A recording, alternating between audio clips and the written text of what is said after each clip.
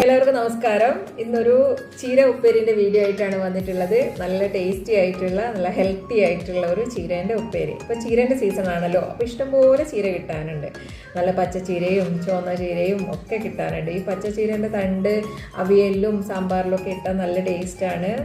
സാധാരണ കഷ്ണങ്ങൾ പോലെ തന്നെ മുറിച്ച് അവിയലിലൊക്കെ ഇട്ട് നോക്കൂ, നല്ല ടേസ്റ്റിയാണ്. അപ്പോൾ നമ്മളെന്താ ചെയ്യുന്നത് വെച്ചാൽ ചീരേൻ്റെ ഒരു സാധനവും കളയാതെ എൻ്റെ പേര് മാത്രം മുറിച്ച് കളഞ്ഞ് തണ്ടും ഒക്കെ ഉപ്പേരിയിലിട്ട് നല്ല ഹെൽത്തി ആയിട്ടുള്ള ഒരു ചീരേൻ്റെ ഉപ്പേരിയാണ് ഇന്ന് ചെയ്തിട്ടുള്ളത്. അപ്പോൾ നമുക്ക് വേഗം നോക്കിയിട്ട് വരാം എങ്ങനെയാണ് ഉണ്ടാക്കുക.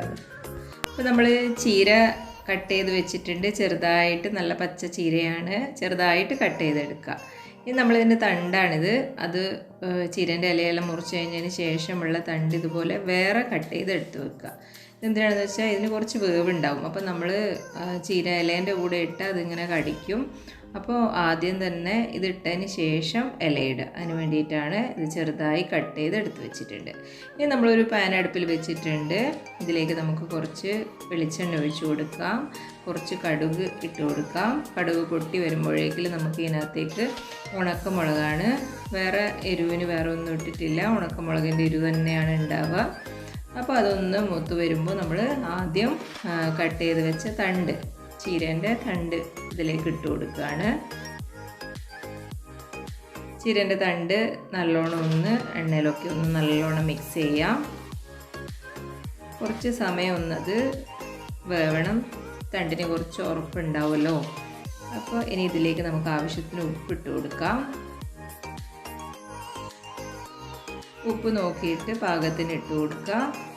നമ്മൾ ഇലക്കും കൂടെ കണക്കാക്കിയിട്ട് ഉപ്പ് ഇടുന്നുണ്ട്, പിന്നെ ഇനി വേറെ ഉപ്പൊന്നും ഇടേണ്ടി വരില്ല. അപ്പം എല്ലാം ഇട്ട് നമ്മളിത് നല്ലോണം ഒന്ന് മിക്സ് ചെയ്യാണ്. 2 മിനിറ്റ് നമുക്കിതൊന്ന് അടച്ച് വെച്ചിട്ട് വേവിക്കാം. അപ്പോൾ ഒന്ന് അമർത്തി നോക്കിയാൽ നമുക്കറിയാം അത് വെന്തിട്ടുണ്ടോയെന്ന്. അപ്പോൾ ഇത് ഇപ്പോൾ ഏകദേശം ഒന്ന് വെന്തിട്ട് പാകമായിട്ടുണ്ട്. നമ്മൾ എടുത്ത് വെച്ച ഇല ഇട്ട് കൊടുക്കുകയാണ്. നേരത്തെ കട്ട് ചെയ്ത് വെച്ച ചെറുതായിട്ട് അരിഞ്ഞ് വെച്ച ഇലയാണ്, അത് ഇതിലേക്ക് അങ്ങ് ഇട്ട് കൊടുക്കുകയാണ്. ഉപ്പൊക്കെ ഏകദേശം പാകത്തിന് ഉണ്ടാവും, പിന്നെ നോക്കിയിട്ട് വേണമെങ്കിൽ ഇട്ട് കൊടുത്താൽ മതി. അപ്പോൾ നമ്മൾ അടുപ്പിലേക്ക് വെച്ചിട്ടുണ്ട്. നല്ലോണം ഒന്ന് ആവി വന്ന് അതൊന്ന് അമരും. ചീര ഈ കട്ട് ചെയ്ത് വെച്ച ചീര ഒന്ന് അമരും. ഒന്ന് അമർന്നതിന് ശേഷം നമ്മളത് ഒന്ന് മിക്സ് ചെയ്യാം. നേരത്തെ തണ്ടും ഒക്കെ നല്ലോണം വെന്തിട്ടുണ്ടാവും.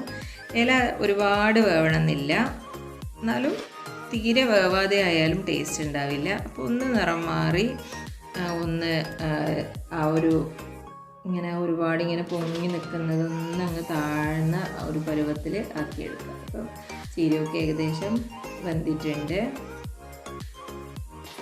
ഉപ്പൊക്കെ എല്ലാവിടെയും ഒന്ന് മിക്സ് ആയിക്കോട്ടെ. അവിടെ ഇവിടെ ആയി പോവില്ല, ആദ്യം തന്നെ ഉപ്പിട്ട് മിക്സ് ആക്കിയത് കൊണ്ട്.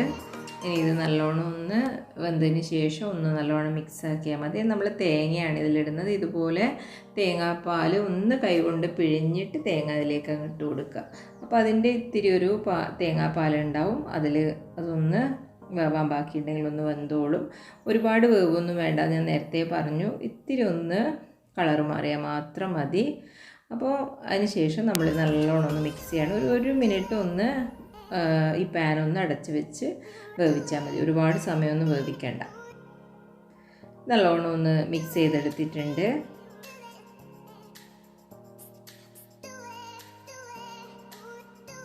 ഒരു 2 പച്ചമുളക് ചീന്തിയതും കൂടെ ഈ സമയത്ത് നമ്മളൊന്ന് ഇട്ട് കൊടുക്കുകയാണ്. എന്നിട്ട് ഒന്നും കൂടെ അടച്ച് വെച്ചു ഒരു 1/2 മിനിറ്റ്. എന്നിട്ട് നമ്മളിത് മൂടി തുറന്ന് ഒന്നും കൂടെ അതിനെ മിക്സ് ചെയ്യാം. അപ്പോൾ നമ്മുടെ ഉപ്പേരി ഏകദേശം റെഡി ആയിട്ടുണ്ട്. നല്ല ടേസ്റ്റാണ്, നല്ല ഹെൽത്തിയാണ്. കുട്ടികൾക്കൊക്കെ ചോറിന് ചീരയൊക്കെ കൊടുത്താൽ നല്ലതാണ്. അപ്പം കുട്ടികൾക്ക് കഴിക്കാൻ ഇത്തിരി മടിയായിരിക്കും, ചോറിൻ്റെ കൂടെ കൂട്ടിക്കുഴച്ച് കഴിപ്പിച്ചാൽ മതി. അപ്പോൾ നല്ല രസമുള്ള ഉപ്പേരി ഇവിടെ റെഡി ആയിട്ടുണ്ട്. ഇനിയൊന്നും ഇതിനകത്ത് ചേർക്കാനൊന്നുമില്ല. നമ്മൾ വെളിച്ചെണ്ണ വറവിട്ടിട്ടുണ്ടായിരുന്നു, അതുകൊണ്ട് വേറെ വെളിച്ചെണ്ണ ഒന്നും ചേർക്കണ്ട. പാകത്തിന് വെന്ത് റെഡി ആയിട്ടുണ്ട്. ഇനി നമുക്കൊരു പാനിലേക്ക് മാറ്റണം. ഒരു ചെറിയൊരു സെർവിങ് പ്ലേറ്റിലേക്ക് മാറ്റാം.